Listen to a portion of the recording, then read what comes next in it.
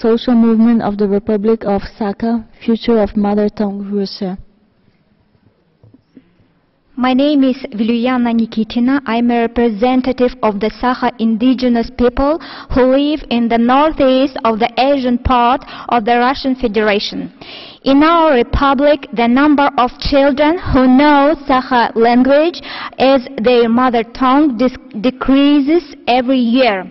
The language situation is worsened by the fact that the State Duma of the Russian Federation approved the bill about state languages of the national republics in the first reading on June 19, 2080, despite all disagreements from Russia's ethnic republic societies.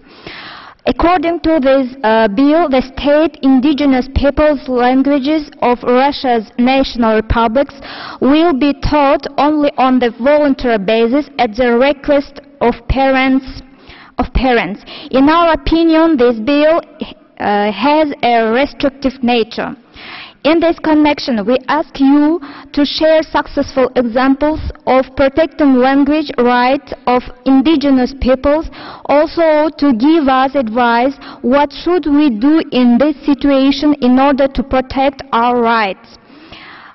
We ask you to assist in conducting a UN seminar in the Republic of Saha within the framework of the Year of Indigenous Languages in 2019 in order to preserve and evolve indigenous languages in our republic.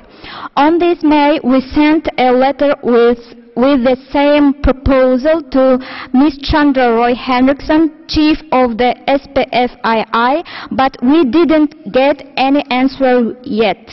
Thank you. Thank you very much.